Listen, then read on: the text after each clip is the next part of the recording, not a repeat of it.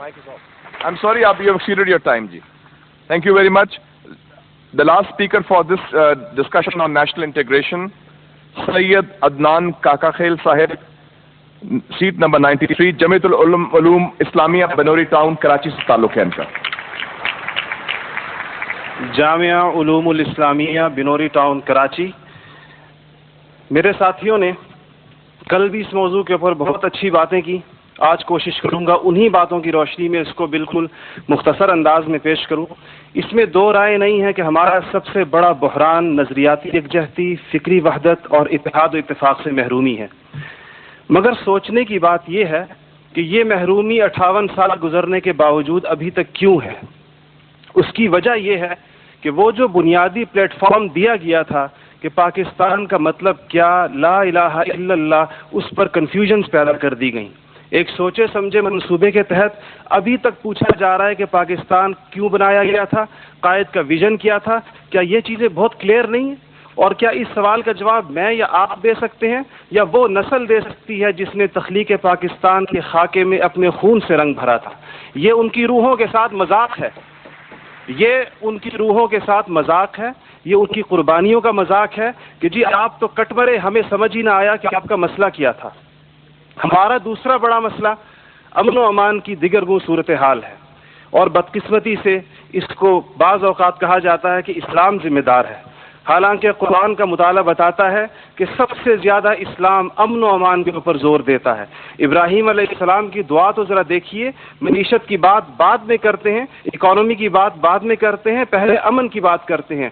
फरमाते हैं रब्बि जअल हाज़ल बलद आमिना, इलाही मेरी इस बस्ती को अमन का गहवारा बना दे. फिर फरमाते हैं वर्ज़ुक़ अहलहु मिनस समरात, इसमें रहने वालों को इनकी मईशत भी ठीक कर दीजिए. और अल्लाह ताला भी जब अपने इनामात गिनवाते हैं तो फरमाते हैं इब्राहीम अलैहिस्सलाम को वइज़ जअलनल बैत मसाबतन लिन्नासि व अमना, हमने आपको एक ऐसी जगह बसाया जिसको बार बार आने की जगह और अमन का गहवारा बनाया. ये तो बात बिल्कुल वाज़ेह है. मसला ये है हमारा अमन व अमान तबाह क्यों हुआ, हमारा नौजवान किस तरह दहशतगर्दों का आला बना और हम रोज़ बरोज़ लाकानूनियत की दलदल में क्यों धंसे जा रहे हैं. जनाब सदर, नोट करने की बात है कि ये सबक उसको किसी मजहब ने नहीं सिखाया, ये सबक उसको किसी दीन ने नहीं बताया. ये तबकाती तफरीक, इस्तेहसाली निज़ाम, टैलेंट की बेकदरी, तालीमी ढांचे का खोखलापन, बेइंतहा करप्शन और इख्तियारात की नाजायज़ इस्तेमाल वो खौफनाक मसाइल हैं जो नौजवान को इस तरफ लेकर गए हैं. आप ये मसाइल हल कर दीजिए, आप ये मसाइल हल कर दीजिए, फिर देखिए ये नौजवान दहशतगर्द है या अमन पसंद है. हमारा तीसरा सबसे बड़ा मसला जो इस वक्त बहुत अहमियत का हामिल है, जमहूरी रिवायात का फुकदान है. हम अभी तक हकीकी जमहूरी कल्चर और अवामी मैंडेट के एहतराम के माहौल को पैदा करने में नाकाम रहे हैं. टूटती बनती असम्बलियों, इंतखाबी धांधलियों और जनाब सदर अहम कौमी मसाइल में पार्लियामेंट को बाईपास करने की रिवायात ने अवाम का एतमाद मौजूदा पॉलिटिकल सिस्टम से उठा दिया है. इसके लिए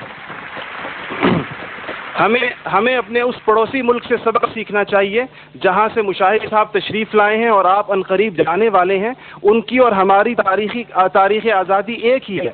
उनको और हमको हमें और उनको एक जितना वक्त मिला है, मगर उन्होंने अपने यहाँ जमहूरी अक़दार को इतना मजबूत कर दिया है कि हुकूमत कितनी नाकाम साबित क्यों ना हो जाए, कोई भी उस्ताद टूट पड़े, ये नहीं हो सकता कि फ़ौज बैरकों से निकले इक़्तिदार में आकर बैठ जाए. इसी तरह जनाब सदर, मैं ये समझता हूँ कि आज इस हॉल में लगी हुई कायद की तस्वीर आपसे पूछ रही है, आगे आप खड़े हुए हैं कि जनरल तुम तो सरहदों के रखवाले हो, तुमको ईवान इक़्तिदार की राह किसने दिखाई है. और जनाब वाली, जनाब आला, हमारा तीसरा सबसे बड़ा मसला एलीट क्लास इकोनॉमी है. आपके आदाद शुमार के जादूगर कह रहे हैं कि मईशत तरक्की कर रही है, ज़र मुबादला के ज़खायर बढ़ रहे हैं, कर्जे कम हो गए हैं, कशकोल टूट गई है. आप बार बार कहते हैं पहले हम मांगने जाते थे, अब हम देने जाते हैं. और अवाम हैरान है कि खुदाया क्या माजरा है. मईशत तरक्की कर रही है, गरीब का चूल्हा बुझ रहा है, ज़र मुबादला के ज़खायर बढ़ रहे हैं, पेट्रोल की कीमतें आसमान से बातें कर रही हैं, रुपए की कीमत روپے کی قیمت ڈی ویلیو ہوتے ہوتے کہاں آ کھڑی ہوئی ہے. اور اس کے بعد ایک اور بات جناب صدر, آپ نے کہا کہ بسنت منانے سے کچھ نہیں ہوتا. اسلام تفریح سے ہرگز منع نہیں کرتا, بلکہ صحت مند تفریح کی حوصلہ افزائی کرتا ہے, مگر خدارا محروموں لاچاروں کی آرزوؤں کے مزار پر دھما چوکڑی نہ مچائی جائے.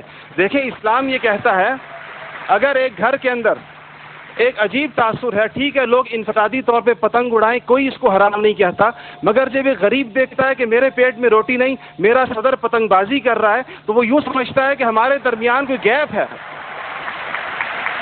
آپ بالکل وہ سمجھتا ہے, غریب کہتا ہے کہ میں, غریب دیکھتا ہے, غریب آپ کو اس کے احساسات کا بالکل اس طرح لگتا ہے ایک گھر کے اندر میت پڑی ہو اور آپ دوسرے گھر کے اندر ڈرم بجائیں کہ میں تو آزاد ہوں, غم تو تمہارا ہے میرا نہیں ہے. تو اس کو کوئی بھی اس کی اجازت نہیں دے گا, کوئی بھی مذہب کہے گا کہ نہیں, اس کا احساس کیجئے, اس کے اشک شوئی کریں, اس کو سینے سے لگائیے. اس کے علاوہ جناب صدر ایک بہت اہم بات جو ہم محسوس کرتے ہیں کہ بعض مسائل آپ کے لہجے کی کرختی کی وجہ سے خراب ہوتے ہیں. آپ بلوچستان کے عوام سے کہتے ہیں تمہیں ہم وہاں سے ہٹ کریں گے, تمہیں پتہ ہی نہیں چلے گا ہم نے تمہیں کہاں سے ہٹ کیا ہے. یہ چیزیں آپ قوم کے بڑے ہیں, آپ کو بالکل قوم سے اس انداز میں گفتگو کرنی چاہیے جس طرح آپ اپنے بیٹے بلال سے گفتگو کرتے ہیں. آپ کو اس کے جناب صدر آپ کا لہجہ جو ہے, وردی کی بات میری بہن نے کی, وردی کی بات تو آپ نے خود 14 کروڑ عوام سے کہا تھا میں 31 دسمبر کو اتار دوں گا, پھر قوم کے وسیع تر مفاد میں آپ وعدے سے مکر گئے. تھینک یو جی, شکریہ, مہربانی, تھینک یو. آپ کا ٹائم ہو گیا جی.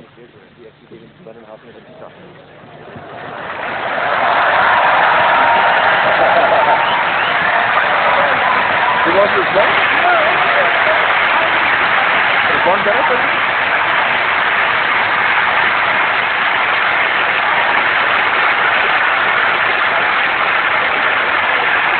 اوکے